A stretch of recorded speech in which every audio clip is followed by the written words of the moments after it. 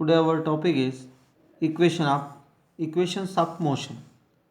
Equations of motion में हमारे पास जो क्वांटिटीज़ पढ़ी हमने, distance, displacement, velocity, acceleration, time, इन सब में रिलेशन बताने वाली इक्वेशंस को कहा जाता है equations of motion. These are three. First is v is equals to you plus A t. Second is s is equals to U T plus half A T square. Third one is v square is equals to u square plus 2as.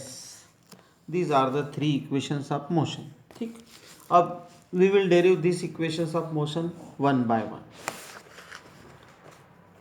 At first, the first equation of motion v is equals to u plus at. मान लीजिए body ए point से start करती है जब time zero है. यहाँ से time गिनना शुरू करते हैं जब बॉडी मोशन स्टार्ट करती है. बॉडी की initial velocity t is equals to zero time पे जो बॉडी है वो यू वेलोसिटी से चलना स्टार्ट करती है. ठीक.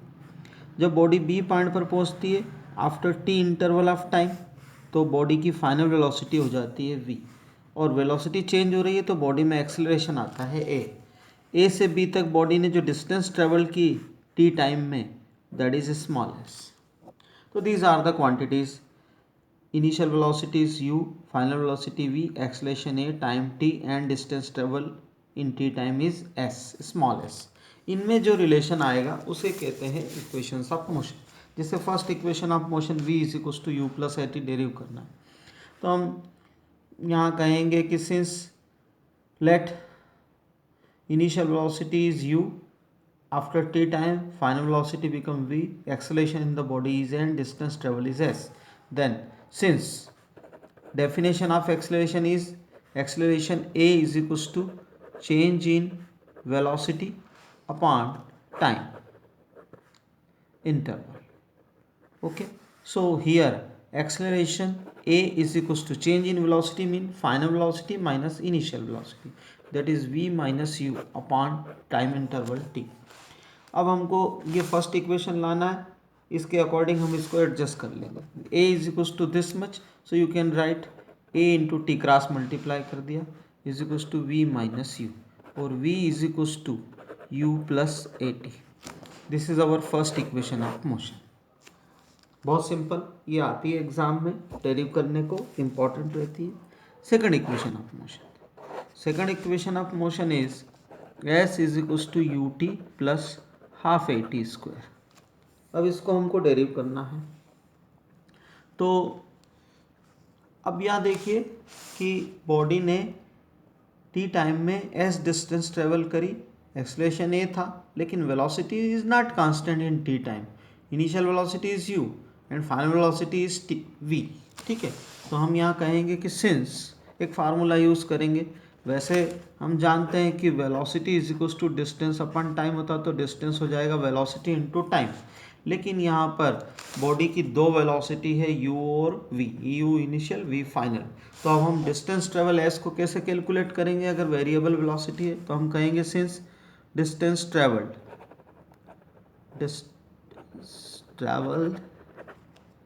s is equals to average velocity into time. This is the formula. Velocity into time की जगह हमने ले लिया एवरेज वेलोसिटी क्योंकि वेलोसिटी चेंज हो रही है. तो ये एक फार्मूला है, इस फार्मूले को यूज़ करके हम ये डेरिवेशन को स्टार्ट करते हैं. ठीक. अब एवरेज वेलोसिटी मीन u और v का एवरेज ले लो. u और v का एवरेज कैसे लिया जाएगा देखते हैं. Distance travel s is equals to u plus v upon 2 into time interval t. But from first equation we know that v is equals to u plus A t. क्योंकि हमको second equation में v नहीं चाहिए, v नहीं होता है उसमें, तो v की जगह हम u प्लस ए टी लिख दें अबव इक्वेशन में. Therefore s is equals to u plus A t upon 2 into t और s is equals to u and u मिलके 2u प्लस ए t upon 2 into t. Splitting into 2 term है, multiply by t in the bracket. s is equals to u into T plus half A T square. This is the required second equation of motion. That's very simple. Now third equation of motion. Third equation of motion is v square is equals to u square plus 2as. इसको डेरिव करना है तो वापस से हम वही use करेंगे कि since distance travel is equals to average velocity u plus v upon 2 into t. अब यहाँ थर्ड इक्वेशन में t नहीं है तो t को रिप्लेस कर देंगे. कैसे? Since but we know that v is equals to u plus A t. अब t को निकालना है तो v minus u upon a is equals to t. Putting this value of t in above equation, therefore s is equals to u plus v upon 2 into v minus u upon a.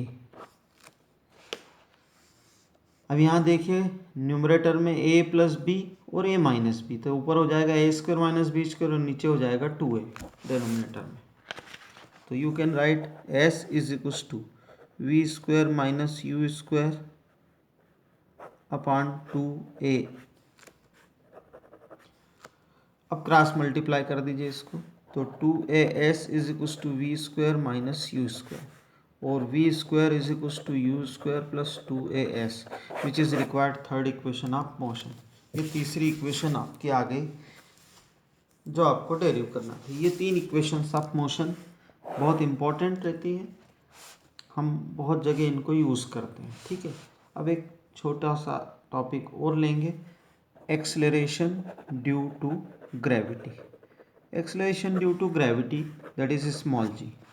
हम जानते हैं कि जब भी किसी body को हम height पे से किसी भी हाइट पे से ड्रॉप कर देते हैं मतलब छोड़ दिया मतलब इनिशियल वेलोसिटी 0, तो body is said to be dropped या बॉडी इज फैलिंग फ्रीली,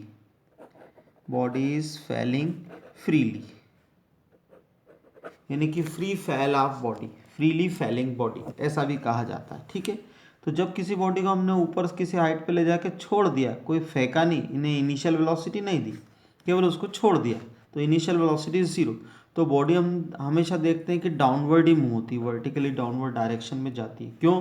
क्योंकि ये जो अर्थ है, अर्थ का फोर्स ऑफ ग्रेविटेशन बॉडी को अपनी तरफ अट्रैक्ट करता है. ठीक है, ग्रेविटेशन का फोर्स. तो अर्थ के ग्रेविटेशन के फोर्स का नाम है ग्रेविटी. अर्थ के ग्रेविटेशन के फोर्स को हम क्या कहते हैं? ग्रेविटी. तो एक ग्रेविटी बॉडी को अट्रैक्ट करती है, ठीक, toward the centre of the earth. तो बॉडी जब नीचे गिरती है तो बॉडी की जिधर वेलोसिटी है उधर ही अर्थ का फोर्स लग रहा है, तो velocity will goes on increases, body की वेलोसिटी बढ़ती चली जाएगी, यानी बॉडी में एक एक्सेलरेशन आएगा. और ये एक्सेलरेशन किसके कारण आ रहा है? फोर्स ऑफ ग्रेविटेशन, यानी अर्थ के ग्रेविटेशन के कारण, जिसका नाम है ग्रेविटी. इसलिए इस एक्सेलरेशन को बोलते हैं एक्सेलरेशन ड्यू टू ग्रेविटी, यानी कि अर्थ की ग्रेविटी के कारण फ्रीली फैलिंग बॉडी में जो एक्सेलरेशन प्रोड्यूस होता है उसे कहते हैं acceleration due to gravity. It is denoted by small g. इसके बारे में और ज़्यादा डिटेल हम पढ़ेंगे ग्रेविटेशन चैप्टर में. अभी तो बस ये जानना है कि जब भी किसी बॉडी को फ्रीली फैलिंग कंडीशन में हम रखते हैं, यानी कि ऊपर ले जाकर हाइट पे से छोड़ देते हैं, ड्रॉप कर देते हैं, तो बॉडी में एक्सेलरेशन कितना होता है? जी. ऐसा ही उल्टा भी है कि अगर हम किसी बॉडी को अपर डायरेक्शन में थ्रो करते हैं तो अर्थ का फोर्स तो बॉडी को नीचे खींच रहा है और हम बॉडी को ऊपर ले जा रहे हैं, तो बॉडी में एक्सेलरेशन तो होगा, एक्सेलरेशन होगा लेकिन नेगेटिव, क्योंकि वेलोसिटी डिक्रीज होती है जैसे जैसे बॉडी ऊपर जाती है. इसीलिए एक पर्टिकुलर हाइट पर जाके बॉडी रुक जाती है और वापस नीचे आने लगती है. तो जब बॉडी अपर डायरेक्शन में मूव होती है तो एक्सेलरेशन होता है माइनस जी, यानी एक्सेलरेशन हमेशा वर्टिकल डायरेक्शन में जी होता है, डाउनवर्ड मोशन के लिए प्लस जी और अपवर्ड मोशन के लिए माइनस जी. इसको कहते हैं एक्सेलरेशन ड्यू टू ग्रेविटी. इसकी वैल्यू भी फिक्स होती है, ये हम ग्रेविटेशन में पढ़ेंगे. इसकी वैल्यू होती है एक्सेलरेशन ड्यू टू ग्रेविटी का सिंबल है स्मॉल जी, इसकी वैल्यू होती है 9.8 मीटर पर सेकंड स्क्वायर. ये इसका हमेशा इसकी वैल्यू कांस्टेंट होती है, यानी कि कोई लाइटर बॉडी हो या हेवियर बॉडी, दोनों केस में एक्सेलरेशन ड्यू टू ग्रेविटी इतना ही रहेगा. ठीक, अब एक इम्पॉर्टेंट पॉइंट ये है कि इक्वेशंस ऑफ मोशन को हमको लिखना है फ्रीली फैलिंग बॉडी के कंडीशन में. हम ये लिखना चाहते हैं कि equations of motion for freely falling bodies. Freely falling bodies के लिए इक्वेशंस ऑफ मोशन कैसे लिखी जाएगी? ये बॉडी है, फ्रीली फैलिंग है मतलब इनिशियल वेलोसिटी 0, जब बॉडी नीचे आ रही है तो एक्सेलरेशन g के बराबर होगा, ठीक है। अब जब बॉडी जिस हाइट से फेंकी गई, मान लीजिए ग्राउंड सरफेस है, तो जिस हाइट से बॉडी को ड्रॉप किया गया ये हाइट है h, तो ये हो जाएगी हमारी डिस्टेंस ट्रेवल। बॉडी को एस डिस्टेंस चलने के लिए, यानी बॉडी की डिस्टेंस ट्रेवल को हम स्मॉल एस से बताते हैं, तो यहाँ इस केस में जब बॉडी फ्रीली फेलिंग कंडीशन में तो S is equals to H हो जाएगा, ठीक है। अब बॉडी को नीचे आने में जो टाइम लगता है दैट इज टी। बॉडी जिस वेलोसिटी से टकराती है अर्थ सरफेस से that is final velocity V. अब फ्रीली फेलिंग कंडीशन में फर्स्ट इक्वेशन को लिखना है तो v is equals to you plus A T होता है।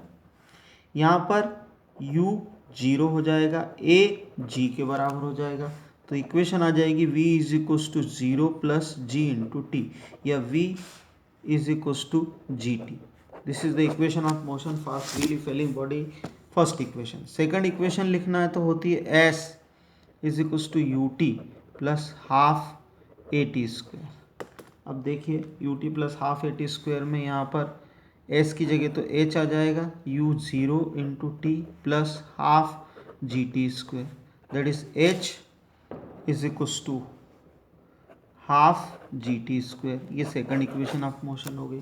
Third equation of motion v square is equals to you square plus 2as, v square is equals to v u के place पे 0 plus a के place पे g into S के place पे h, तो ये हो गया v square is equals to 2gh। ये हमारी थर्ड इक्वेशन होगी। तो ये तीन equations of motion freely falling body के केस में लिख लिया। अगर बॉडी को अपवर्ड डायरेक्शन में फेंकते हैं तो g की जगह माइनस आ जाएगा, और कैसे होगा ये आप करके देखें, नहीं आएगा तो फिर अपन फिर से देखेंगे। That's all.